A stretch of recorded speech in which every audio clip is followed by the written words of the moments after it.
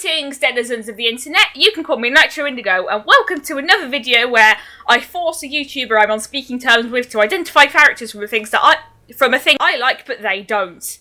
And today, my special guest is... Hello everyone, I am Tessellating Hexagons, and I am on speaking terms with Indigo. And we'll be looking at characters from My Little Pony Generation 4, that's Friendship is Magic and Associated Media, although I don't have any characters from the expanded universe on here because I just wanted to keep it simple. How familiar are you with this show, Tess?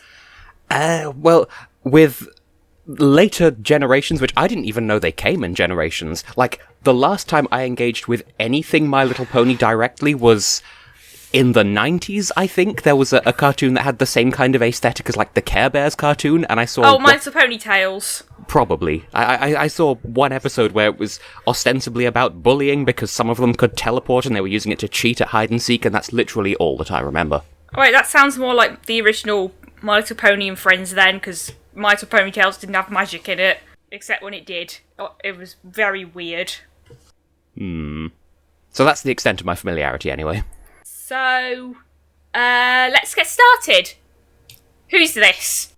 Who do you think this is? And what do you think their deal is? She looks like an absolute icon. I want to say this is the Twilight one, but... Yes! But that's not her full name. I'm gonna say Twilight Sparkle because that sounds right. Those are words that go together. I feel like she... That's her name. She would be popular on Tumblr. She looks like the sort that would be. Mm-hmm. And what do you think her deal is? Deal, like personality-wise? Personality and what you think she does, etc. I feel like sensible, but not completely sensible, but just relatively compared to others. Like, not hyperactive in a field of hyperactive people. Well, that's actually pretty close, because, like, in the first season, Twilight was supposed to be kind of like the everyman straight man character.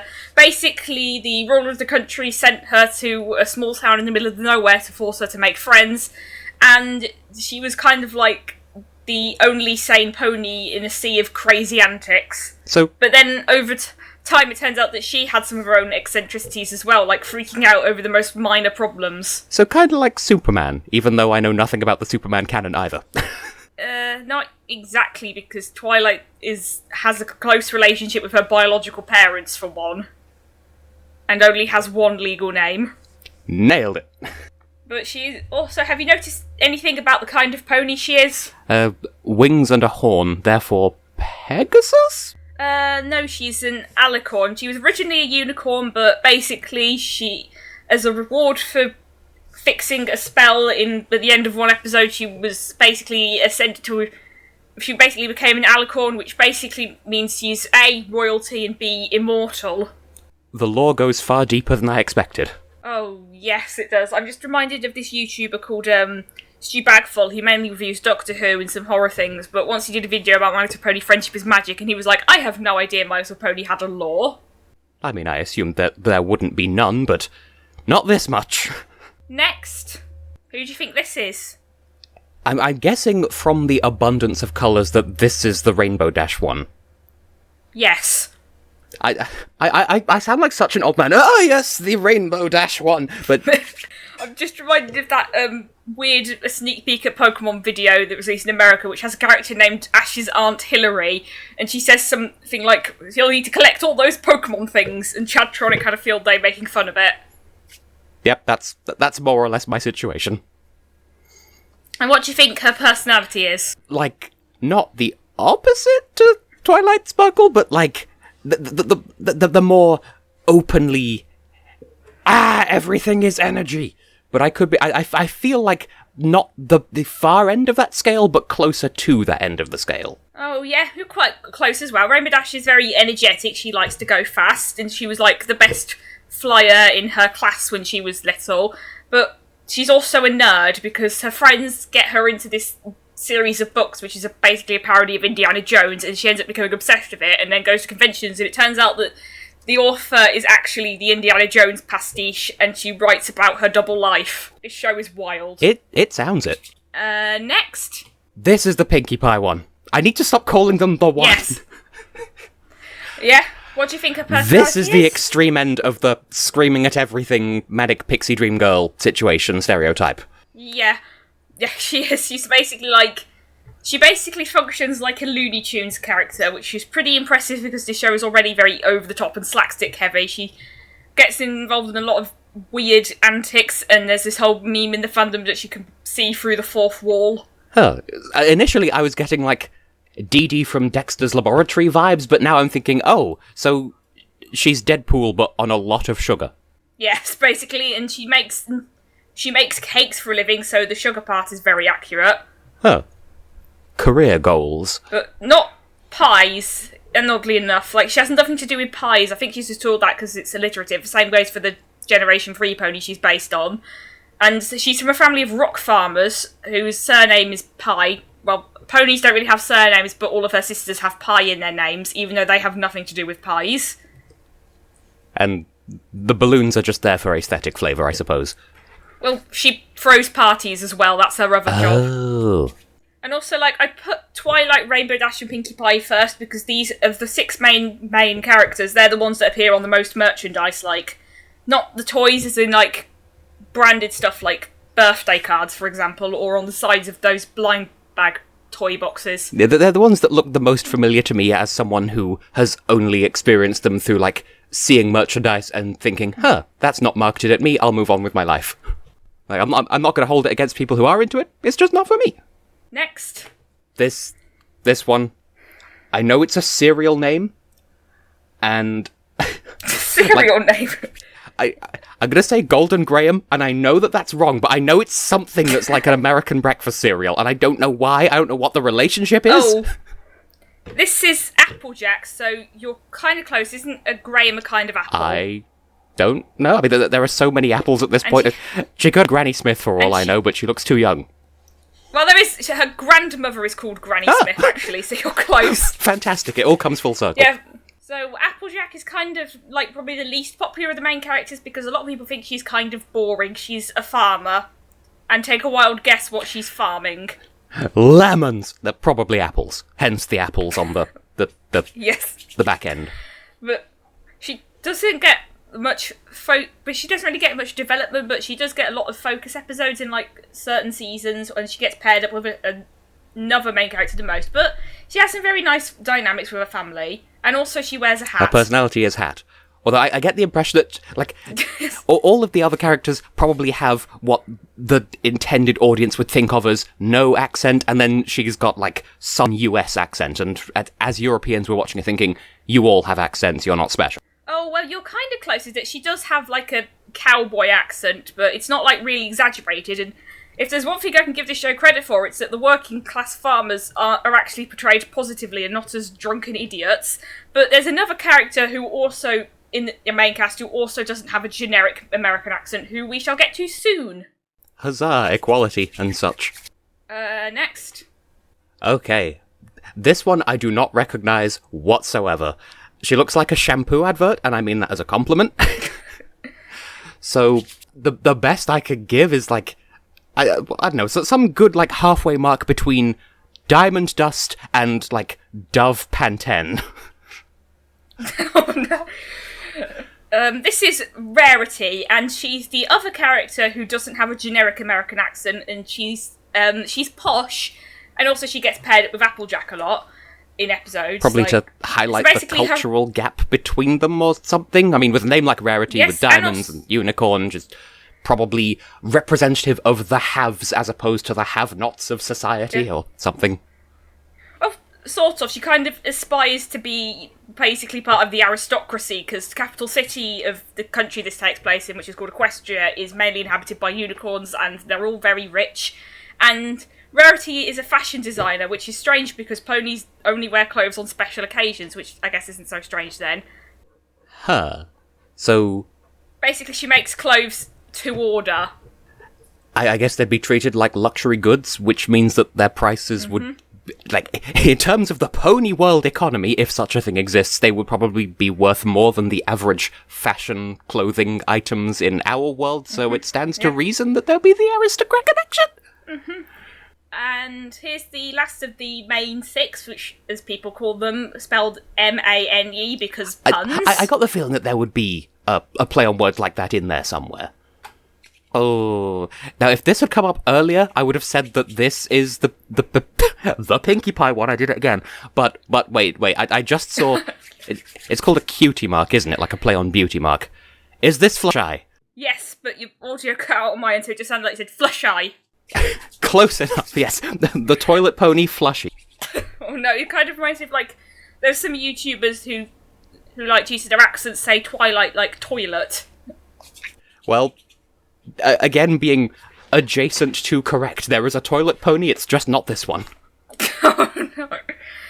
So what do you think Fluttershy does? Well, given the shape of the eyes, I would guess that she's, like, down to earth, but I'm also getting, like, artsy kind of vibes, or, like, scrapbooking. Do people in the 2020s still do scrapbooking? I don't know, but I'm getting, like, art supplies and stickers. Well, that's actually quite far off. I mean, there's one comic where she makes sculptures, but basically her whole deal is that she's not very good at flying and likes to look after animals, and lives in a cottage on the edge of town near the scary magical forest because she doesn't like to talk to people. Oh, so a big mood then. Right, okay. First of all, I'm going to take a wild guess that that this is one of few, if any, characters who go by he, him, rather than she, her. Yeah, he's basically the most prominent male character throughout the entire show, and was pretty much the only one who spoke in more than like 2 episodes in the first season. So, aesthetically, this is somewhere between The Legend of Spyro: A New Beginning and Skylanders, so it's probably going to have a really normal name, like Dennis. Dennis the Dragon. Oh, it's got alliteration. Spike. This is Spike. Oh, of course, because of all of the spikes and lack of general curves and rounded edges. Well, I mean, in Generation 1 he did have spikes, so... Fair enough. Basically, his whole deal is that when Twilight Sparkle joined magic school, basically, she had to go to... she had an entrance exam where she had to hatch a dragon egg, and Spike was the result, and he was kind of raised by her parents as her little brother, but this wasn't clear until literally the last season, just because the voice actors specifically requested that they clear up the issue. I'm glad that the voice actors are listened to in that regard, then, because, yeah. I mean, I definitely wouldn't have been able to infer any of that. Yeah, for the 200th episode special, they basically had all the voice actors for the main characters, or voice actresses, I should say, including Spike, because he's young, basically come up with ideas, and then they all had to put them into an episode and the writers had to basically make them make sense within one episode. Oh, that's actually a really cool idea. Props to the production people for doing that. Because, at my most cynical, I would assume that this is the it's okay if you were born male character, but, in a really patronised way. This is a program for girls, and you're allowed to watch it, but you are a second-class citizen. And, this is the character that says, it's okay. And, that is a really jaded way of looking at it, and I'm guessing that's not the intention. It's just the vibes I get as an outsider. Oh gosh, that reminds me of this review of this episode where basically Spike hangs out with a bunch of other dragons who all act like what stereotypical boys act like in little girls' cartoons, basically, and then at the end learns that being a dragon is bad and being a pony is better, and they went back on this in later seasons, don't worry. Yeah, it's too easy to slip into problematic territory there. Basically, Spike's whole deal is that he's Twilight's personal assistant, and then, he basically acts like her hands, even though Twilight has telekinesis and can write letters by herself, thank you very much, and also can inexplicably post letters by breathing fire on them and receive letters by spitting them out. It's never explained why he has this power, and it doesn't seem like other dragons can do it. Dennis the Magic Postbox. Lived by the sea and frolicked in the... I'm sorry, this Dennis is too funny. I'm sorry. Next. Oh, goodness me, there's children. Do they all have similar names? I'm guessing that the similarity in cutie marks is an indicator that they're some kind of family? Well, first of all, do you want to guess what each of their names is? Oh, I'm probably going to be way off, so I'm just going to sort of pick one detail and try to infer from that. So the one on the left, their mane looks like... It sort of has an autumn leaf kind of vibe, so I'm just going to call that one pumpkin spice. Top middle is all, like, puffy and cloudy, so cumulonimbus. And then the one on the right, like, her tail looks kind of like a feather, so Rio de Janeiro. Gosh. These are from left to right, Scootaloo, Sweetie Belle, and Apple Bloom, also known as the Cutie Mark Crusaders, because for the first, 4.5 seasons of the show, they were trying to earn their Cutie Marks, which are basically symbols to represent a pony's purpose in life. And eventually they realised that their purpose in life was helping other ponies find their purposes in lives, and that's why their Cutie Marks all look similar, because they have the same destiny. I would not have inferred that whatsoever. So, Scooty Puff Jr., Apple Farm, and the third one. Got it. Oh gosh. Yeah, Apple Bloom is Applejack's little sister, and Sweetie Belle is Rarity's. Scootaloo isn't related to anyone important, but she's basically been adopted by Rainbow Dash, because her parents are out in the wilderness, almost dying to crocodiles. And that's not a joke. Every time I think I understand how deep the lore goes, you hit me with another sucker punch to the face. Who's this? Oh, that's... I don't know, but she looks important. Like, big wings, big horn, some sort of Queen Aurora Borealis? Well, you're correct in that she's a royalty. This is Princess Celestia. She's basically the immortal ruler of Equestria and Twilight Sparkle's mentor, and she raises the sun every morning and sets it every evening, and also does a bunch of publicity in between. It must be at least a little bit depressing to be given the title of princess, knowing that you're immortal, so assuming that the people who are higher in rank than you are also immortal, so you'll never not be a princess. You'll never be anything higher than that. Like, oh, it's my lot in life to be second at most. Well, she's not. Well, she is the top of the chain. The reason why she's a princess is because apparently Disney made all the queens evil or something. Okay, then. I guess maybe there's a moral in there about absolute power corrupting absolutely? Or that plot twists make money, I guess. So who's this? Either an evil queen or the upside-down version of Princess Celesticon, where this is like, okay, so she was in charge of the sun, this one's in charge of the moon. So, like, Luna Mario Galaxy. Well, that's actually not for her name's Luna. Princess Luna. Okay. That makes sense. Apparently she's James Bond now. And basically, she is the co-ruler of Equestria, but for 1,000 years she was turned into a pattern on the moon because she basically got jealous that ponies slept during the night and went all emo and turned into an edgy black OC pony called Nightmare Moon, and so Princess Celestia banished her.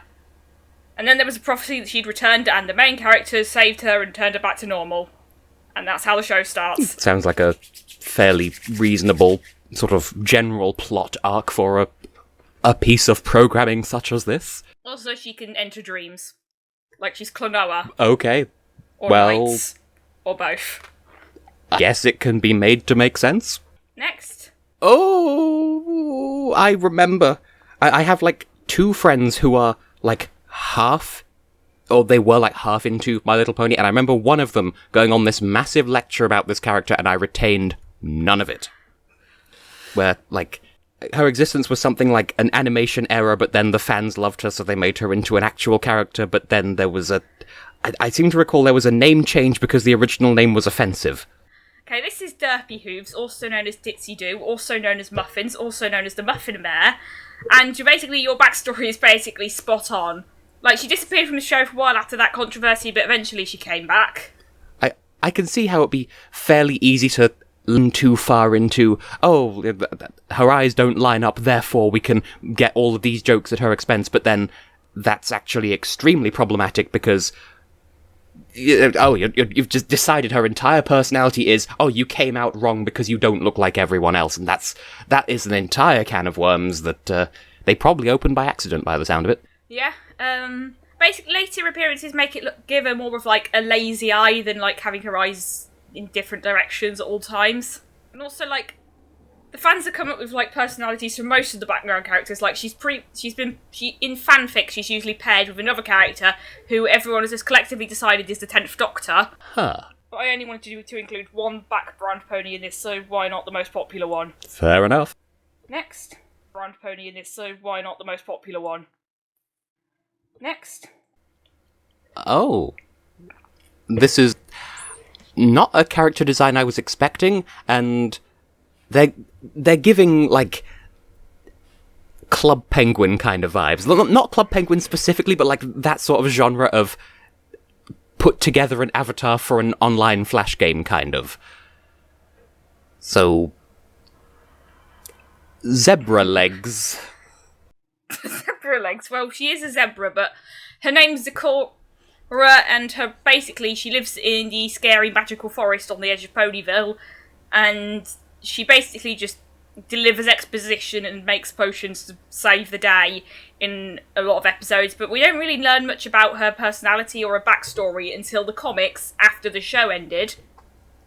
So, because apparently they weren't allowed to. Like, I remember, like, in an interview, some online convention interview, one of the comic artists said they weren't allowed to put background zebras in one issue.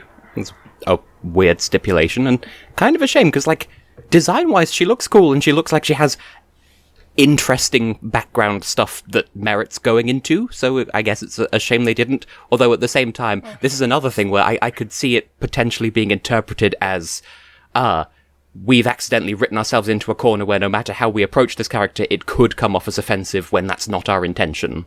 Oh, yeah. Like, her first appearance was some sort of, like, racism metaphor where everyone thought she was just a weird-looking pony and was scared of her because she basically dug for water, which to ponies looks like a threat. Okay, that's not as bad as I feared it might have been. Okay. I don't want to dig myself into a hole, so let's move on. Oh, okay. This is another. Like, why do they save all the cool designs for the lesser known character? I'm assuming lesser known characters, because this looks like some sort of like ice wizard, but I feel like they wouldn't go down the line of like Cryogenica Snowstorm. That sounds a little bit too outside of their. Am I at least in the right kind of area? No. This is Trixie. She's a stage magician, which basically means she makes her magic look more powerful than it actually is using illusions. She was an antagonist in her first appearance in season 1, and then a few seasons later she came back, and then she became part of the recurring cast eventually. Well, She's very boastful. She speaks in the third person when she's confident. Like, she calls herself the great and powerful Trixie! Well, I could see potential with her as a character. It seems like a cool idea, cool design. And I'm not just I'm not making cool puns for the sake of it. Just the blue mane, the blue flesh, and the diamond crystal thingy on the cape. It was giving Ice Queen. What can I say? But oh my gosh, this is actually Elsa. Next. Right. I've mentioned previously there were friends of mine who were into the series when I wasn't. There was like a famous song about this guy. I want to say that it's just straight up Discord, but like not as in the VoIP service, but in the traditional sense of weaponized chaotic randomness. Part of the High Council of Forbidden Magic Users alongside Telegram and the presciently named TikTok. Okay, you're right that his name's Discord. He's basically the spirit of chaos and disharmony, which basically means that he could use magic to just make things do whatever he thinks is funny. So basically Diet Bill Cipher, from what I understand anyway, which...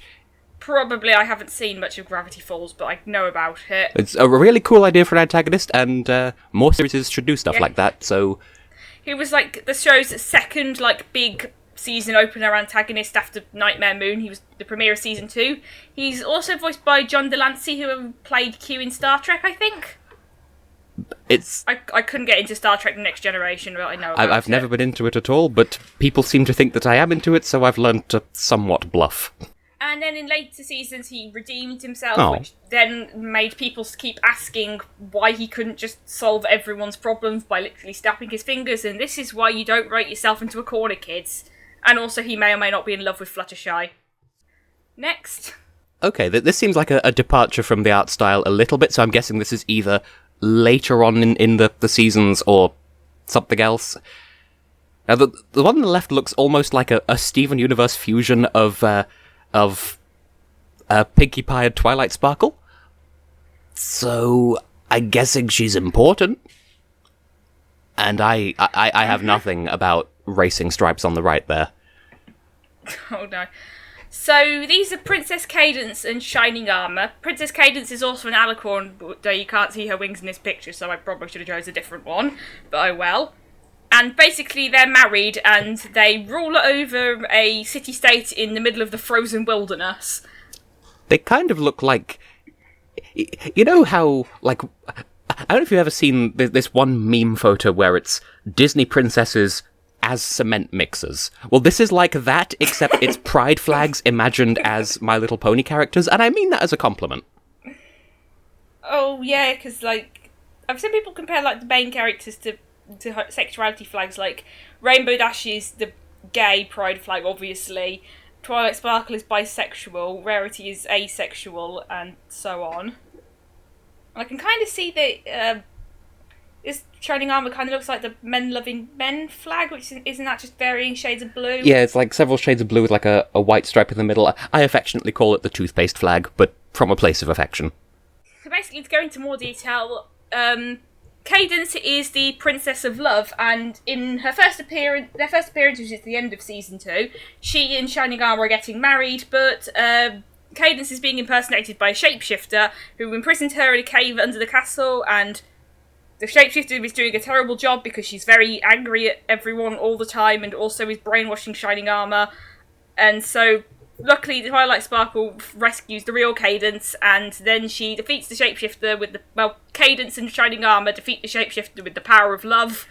If I had a US nickel for the number of times that a piece of media I've consumed within the last year has had that as its big and fun plot twist, I would have 2 nickels, which is not very much, utterly useless in this country, but it's weird that it happened twice, and that's kind of foreshadowing for stuff on my channel, but not for a long time still to come. What's the other one? For now, I'll say it's spoilers. Okay, and Shining Armour is the captain of the Royal Guard and Twilight Sparkle's brother, and he's a loser. Oh. He doesn't look like one.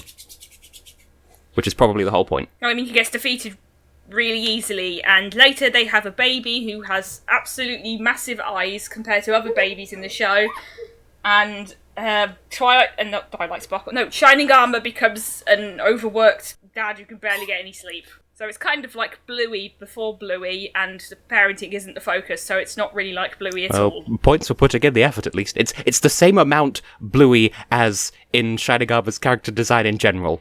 As mostly not blue, but there is blue. So who's this? Oh, this one looks like she has an ego.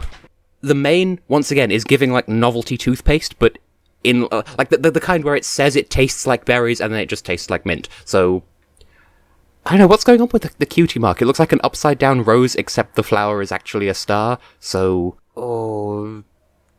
Exfoliation garden... It makes sense in my head, because like, I'm thinking, like, hand cream, hand sanitizer.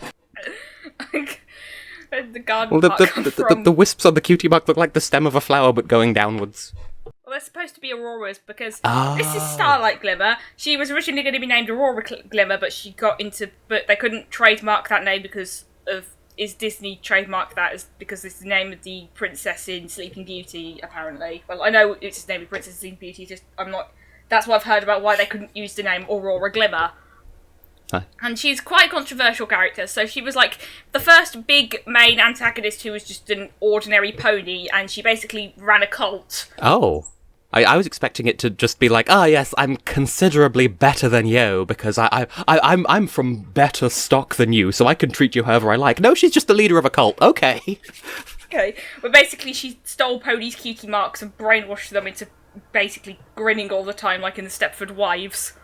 That sounds legitimately interesting. As like a whole arc. I'm guessing it's resolved in like 1 or 2 episodes, and I'm hoping that it isn't. And then, like, at the end of the season, she comes back and is basically just mad at the main characters for ruining her plans, so she goes back in time repeatedly in order to prevent them from ever becoming important, and keeps creating alternate timelines, and eventually Twilight Sparkle asks her why she's so angry, and Starlight Glimmer basically says she's jealous of her friend, so then she's redeemed and becomes a quasi-main character.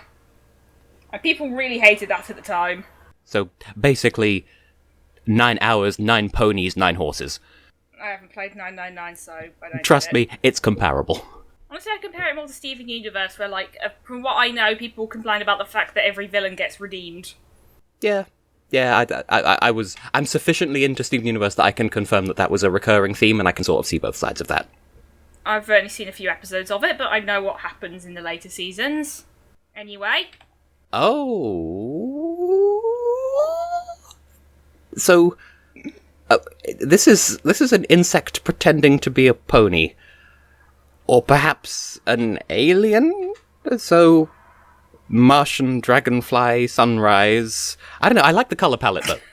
So this is Thorax, and he's got a bit of an in-depth backstory. Basically, the shapeshifter I mentioned earlier is from a species called changelings, and her name was Queen Chrysalis. And basically, like, Thorax decided that he didn't want to be evil, so he went and lived in a cave in the frozen wasteland, and Spike found him and befriended him, and later, at the end of the season, he overthrows Queen Chrysalis and becomes new ruler of the changelings, and also teaches them that if they use the power of friendship, they can become colourful in their true forms. Well, I mean, I already compliment colour palette, so clearly it's a worthwhile endeavour. Although a lot of people also didn't like the new changeling designs at the time. Well, I have no context, I didn't know they existed, and I'm fine with them, so clearly, as the qualified authority on the matter, I'm the only person with the right opinion. The original changeling designs, if you want to, were all black with blue eyes and they're full of holes. Like, trypophobia kind of holes, or... Yeah. What I'm imagining is sufficiently cool, but I'm guessing But it'll not- probably underdeliver compared to expectations. But not actually, like, trypophobia-inducing, I hope, because the art style is quite simple. Fair enough. Anyway. Okay, we've got... I keep wanting to say there's 5 of them, there is quite clearly 6. So, we have a bird horse, a horse bird, another alien, a dude bro, a dragon, and some sort of springbok on the far left. Are they still called that? Is that a word I'm allowed to say, or is it too... Well, she's not, Okay. so you got... Okay, so from left to right, we've... Basically, these whole characters are known as the Student 6 or Young 6 by fans. Basically, in Season 8, the main 6 decided to start a school to teach friendship, and that's another thing that was controversial in the fandom at the time, although by this point the show was no longer at the height of its popularity, so if you weren't in the fandom, you probably wouldn't have heard of it. And I just noticed that number 4 kind of looks like a seahorse, as in a horse from the sea, not a seahorse, because like the mane looks like a fishy membrane thing. Well, you're close, but basically the main characters start a school to teach friendship, and they bring exactly one member of each of the species that Hasbro has deemed marketable to be students as well, and these are the ones that get the most focus. So from left to right, we've got Yona. She's a yak, and like she's clumsy, she's on the receiving end of slapstick a lot, but occasionally she says some very deep things like, yaks know things not last forever, that's why yaks smash and rebuild, because they all talk like the Hulk. This is Gallus. He's a griffin, and he's kind of like, on the surface, is kind of like a very cocky, sarcastic dude, kind of like Sonic the Hedgehog, but on 4 legs. But he's actually really sad because he's an orphan. Oh, I nearly misheard that. He's...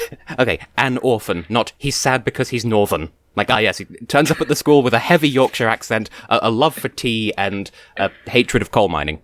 Lots of planets have a north, because that is exactly what Christopher Eccleston sounds like. I remember that scene clearly. Good moment. This is Silverstream, even though she's not actually silver, 0 out of 10 false advertising. She's a hippogriff, and until the movie, which takes place between seasons 7 and 8, she was basically... All the hippogriffs were living in an underwater cave and had turned themselves into sea ponies, which are just literal seahorses, and in order to evade from a conquering warlord, but then after the movie they started turning themselves back into hippogriffs, and she could change forms at will using this magic pearl shard on her necklace, which you can't really see very well in this image, but this was the best image I could find of all 6 of them. Fair enough. And she's very excitable. She's kind of like Pinkie Pie, but she gets fascinated with mundane objects like stairs or plumbing. I once had a pet cat who was exactly like that. I had to teach her how stairs worked. This is a Celis. She's a changeling. She's smart, but she also has like basically like a fear of Queen Chrysalis, a scene in one episode where they all get trapped in an underground cave and have to face their fears. A little bit basic, but understandable. This is Sandbar. He's a surfer dude bro, and because the whole theme of season 18 is that a lot of adults are racist, he gets to basically, like in the season 8 finale, like, all of the others get locked up because they're not ponies, and one of the antagonist figures are going to be dangerous. He lets Sandbar go, and then he just uses that as an excuse to find a way to rescue his friends later. There's not really much to him. I don't really find him that interesting. It's still a lot to unpack, all the way down to it got as far as season 18? No, 8 I meant. Ah. Yeah, this show ended after season 9.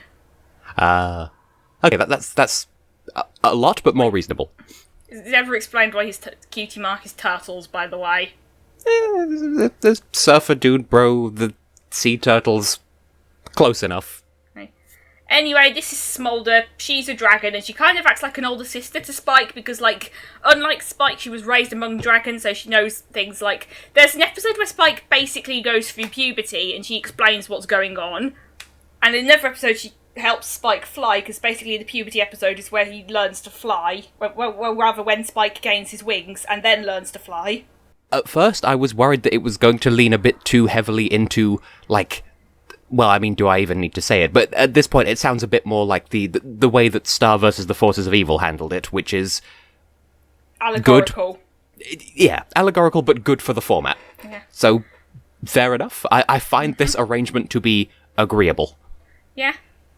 And basically, I've also got to wonder if, like, in season 8, they started, like, trying to appeal to more, like, tween-age boys more, because besides the whole Spike's puberty episode, where, like, basically portrays something that a lot of teenagers are going through at the time with the most prominent male character, but they also introduced a new ensemble of main characters which has 2 males, which is 2 more than the main 6. Bearing in mind, I don't know. I could see it being one of 2 things. Either they're being more adventurous because, well, we've done 8, 9 seasons, we can push the boundaries a bit and we'll still have a legacy to fall back on. Or, we've done 8 or 9 seasons, please just let us move on to something else. We will push as many topics that we think will get us banned as possible. Oh gosh. Although that does actually kind of remind me, like, a common criticism of the Student 6 is that because they were introduced so late in the show that we don't really have much time to get to know them, because they also have to juggle all the other main characters as well. Like, it feels like every show as it goes on just gets too many characters. Like, Official Nintendo Magazine used to love to snark about how Sonic has too many friends, but this is a problem in any long-running franchise. I appreciate you, because, like, that's the comparison that I was going to draw, but I appreciate you, like, beat me to it in saying that, hey, it's not just one franchise that has this issue. Okay, next. Well, nice hairstyle, or whatever the equivalent would be, kind of reminds me of either Betty Spaghetti or Strawberry Shortcake, but then her cutie mark is a chess piece? So, I'm guessing that they're not going to call a character Spanish Torture, so...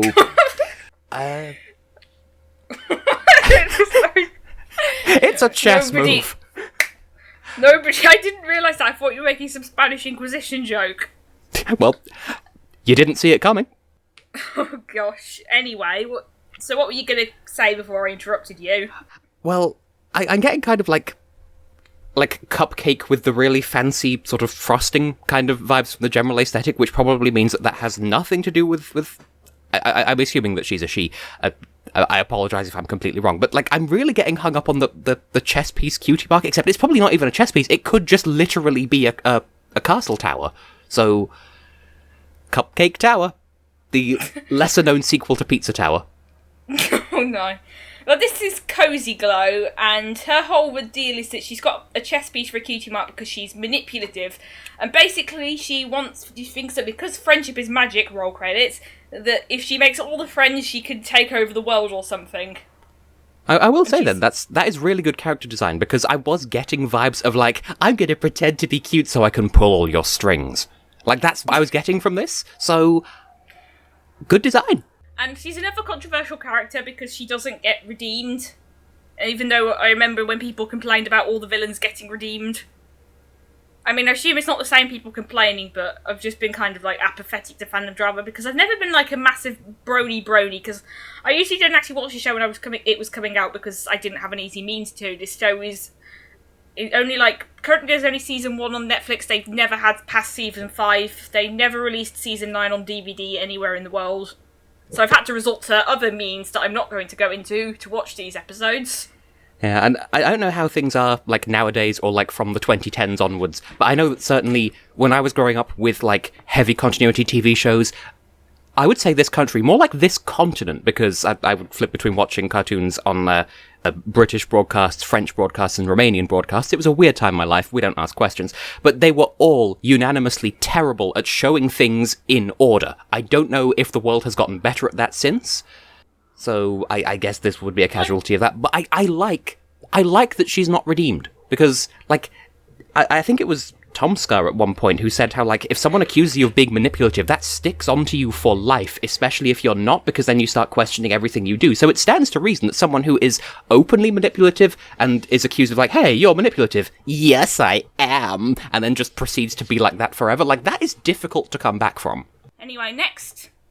Oh, right, hang on. Okay, so is this another one of the hippogriffs? Because I'm seeing the Yes. shard, I'm seeing sort of the beak, which it reminds me of something, and I don't remember it clearly enough to describe it, so I won't. And Oh, I hate it when that happens. I'm getting, this is going to sound really out of left field, I'm getting Davina McCall vibes. I don't know who that is. A TV presenter. I want to say, I think she's one of the panelists on The Masked Singer, but I might be mixing her up with someone else who looks like her. I'm terrible with names and faces. And I'm terrible with celebrities. Like, I pretty much can only recognise celebrities if they've been on QI or if they're, like, really, really mega famous. Yeah, likewise. Any guess about who this character is? Well, they tend to not come up unless they're important in social hierarchy, so either elder sibling of one of the Student Six or, like, royalty among their species. Okay, you're actually close. This is Terramar, and you might recognise him because I have a few notes of him on my Discord server. Oh, I never looked closely enough to ask questions. I just accepted, it's a My Little Pony character. Cool. I know that it goes sufficiently into that for it to be relevant here. And, basically, he's a pretty minor character. He only has a speaking role in, like, 3 episodes, and one of them is just one line. But he's Silverstream's younger brother, and they're both the queen of the Hippogriff's nibblings. So, niece and nephew, if I'm remembering rightly. Mm-hmm. I'm the dictionary! And basically his whole conflict in his first appearance is that he doesn't know if he wants to live with one of his parents who's a hippogriff or one of his other... Basically, he doesn't know if he should live with the hippogriffs or with the sea ponies because one of his parents are metaphorically divorced. One of them lives as a sea pony and one of them lives as a hippogriff. And the Cutie Mark Crusaders try to help him out, but then they end up getting... But then Sweetie Belle and Scootaloo get into an argument about which one they prefer, and the song in that episode absolutely slaps. It's called Your Heart Is in Two Places. Look it up if you want. I guess this is consistent with what you were saying before about them leaning more into, like, age-relatable subject matter. And little Apple Bloom says you can be both, and then his problems are fixed. And he jumps into the sunset. Sounds like a massive oversimplification of the actual heart of the issue, but it's a cartoon, so I guess that's to be expected. We need to wrap this all up in 22 minutes. We're here to entertain and make money, we're not therapists. Wait, is that a quote from something? It sounds like The Simpsons, but I'm not sure. Literally just me throwing words outside of my face. Oh, you could be a good comedy writer then. I deserve to be. Next! Oh? Okay, just to address the fourth wall, I'm aware that my reaction to about half of them has been, because I'm surprised at, like, how diverse the character design has been so far, because, like, it looks like an art style that could be so easy to just churn out the same generic character 5 times over, but they've actually put the work in, and I'm getting kind of, like, almost, like, Chinese dragon kind of vibes from, like, the shape of some of the curls, and also what appears to be scales, but then the scales look almost more like an armadillo crossed with a horse, but then also like a stag beetle horn. So I don't know where to begin here. No, don't you mean rhinoceros beetle? Because stag beetles have 2 horns. You would have thought that I'd know more about bugs than I do, so I will take your word for it. I'm a bit of a biology nerd. Anyway, this is Autumn Blaze. She's a Kirin, and she's another minor character from Season 8. She only has a speaking role in 1 episode, and she's voiced by Rachel Bloom, which I'm sure means something to other people, but this is literally the first thing I've ever seen her in. I know her for exactly one other thing, and it's not something to be mentioned in polite company, which makes it sound a lot worse than it is. It's a comedy thing, it's an adult comedy thing. Okay. But this is the one time where I'm like, yes, autumn vibes. No, I won't say it because I've been wrong every other time, and autumn is in her name! Although also her colour scheme kind of reminds me of, like, chives and cheese dip, or chives and cream. Or I see it. Or the, curry. Or the mushrooms from the very end of Act 2 of Mushroom Hill Zone in Sonic & Knuckles, or indeed Sonic 3 and Knuckles. Funny you said that, because I just played that level this morning, but I got stuck on the boss, so I put it down. Reasonable. Actually, no, I think I got past the boss, and then I put down whatever the next Act 2 was, anyway. Yeah, the level after that, everyone loves it, and I'm like, why do people love this zone? But we're getting off topic. Anyway, I went on some tangents about Sonic a lot in the Super Mario Bros. Movie, and now it's come back with a vengeance. But anyway, so the Kirin's whole deal is that they live on a mountain in the middle of nowhere, and they can light themselves on fire, basically, and it's also implied they can walk on water, and also they can use telekinesis like unicorns, but it's unknown if they can cast spells, because that's the thing unicorns do. But anyway, once there was they had like an argument and burned the entire town down, so they all decided to go into a stream, basically walk into a stream of water to make themselves silent and emotionless, and Autumn Blaze hated it and found a way to make herself talk again, and then she was banished to the edge of a cliff until Applejack and Fluttershy were summoned there by the magical map of quest giving, basically. So, as a species, their entire career went up in flames, so they got into streaming instead. Oh my gosh. Oh, someone's probably written a fanfic where Autumn Blaze is a VTuber. I mean, she'd look good as a VTuber model, to be fair.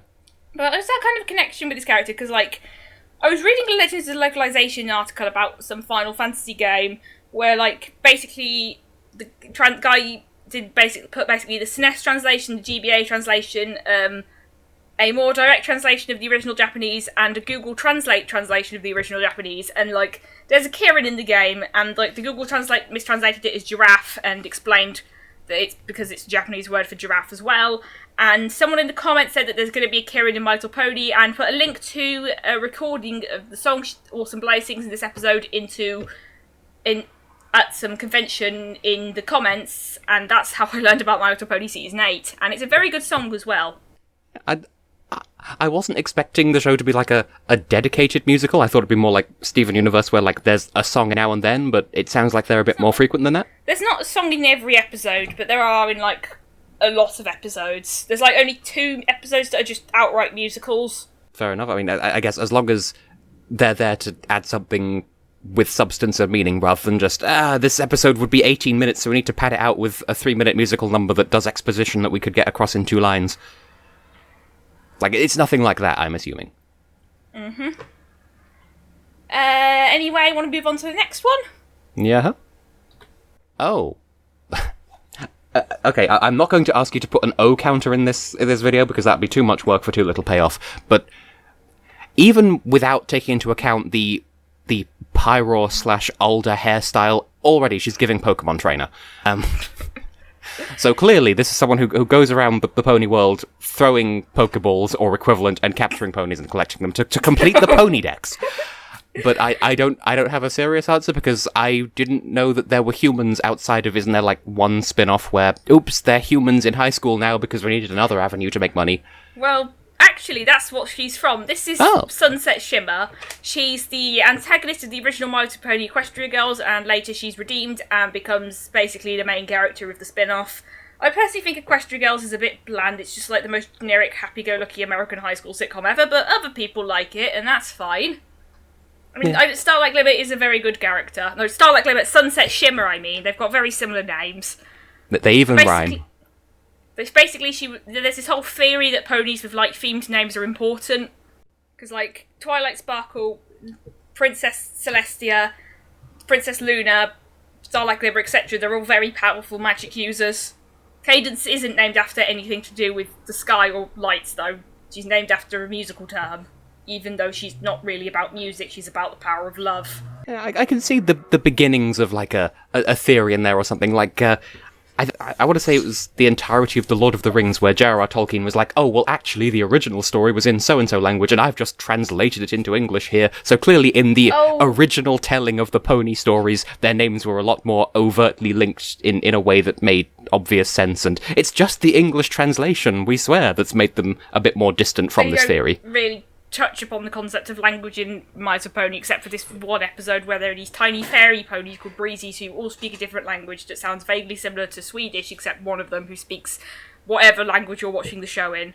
But anyway, Sunset Shimmer was originally Princess Celestia's student, but she turned evil, I guess, and then went to the human world for some reason. I can't exactly remember the specifics, but then later she came back to the pony world to steal Twilight Sparkle's new crown, which was actually not a new crown, it was basically a magical MacGuffin. And so Twilight Sparkle has to get it back by becoming prom queen or something. Yeah, everyone has that one friend who will do the most to not do the homework. Oh gosh. So, yeah, My Little Pony is very, very strange. And at the climax of the first Equestria Girls movie, the magical MacGuffin turns her into a demon, and it also gives Twilight Sparkle and her friends' counterparts magical pony powers somehow. Yay, plot convenience. And then they save the day, and Sunset Shimmer gets redeemed. Oh. But then they actually have a whole movie where, like, people don't trust her, and then she has to prove her worth, and Rainbow Rocks is actually really good. Equestria Girls was the first My Little Pony G4 thing I saw in full, but that's only because it was the only one on Netflix at the time. I can appreciate at least having a follow-up where, hey, here's a character who's been redeemed in a sea of characters who have been redeemed. We're finally going to ask the question, have they been redeemed? And she's just there like, well, yes, I have. Why are you doubting me? Well, you specifically have to prove yourself because... ooh, this has never worked before, even though it has. And I appreciate they actually go into the ramifications of, I assume, what it does to you psychologically when you are doing your best and people are like, I think you're being disingenuous. Well, I'm not. Mm-hmm. And then in the third movie, they change her hair to be a slightly duller shade of red and yellow, so she no longer looks like ketchup and mustard, and I don't like that. Yeah, because there's a lot of good in this design, but it can be a little bit eye-strainy, so I guess it figures that they would... something to address that, and also I cannot unsee, like, the shape of her head, like, discounting the hair. It looks very, like, generic guide to drawing, here is how to draw a human head, but then also, like, put a slight indentation to emphasize the cheekbones, and that's how you imply gender, because bone structure, except that's not how life works at all. So, Tess, is there anything else you'd like to say? Only apologising for being so positively rubbish at coming up with names for characters I have never seen before in my life. Oh gosh, at least you didn't call anyone roadkill like Fabulous Fish called Whooper. I saw that video. Where I asked him to name Pokemon. Yeah, I think... And he also called Togepi a fairy, even though they don't look that similar. Well, Jax Films once looked at Zubat and said, that one's definitely Eevee. So I think I did better than that, but I can't speak too prominently on the subject because I did also say Dennis the Magic Postbox, so... So, until next time, stay interesting!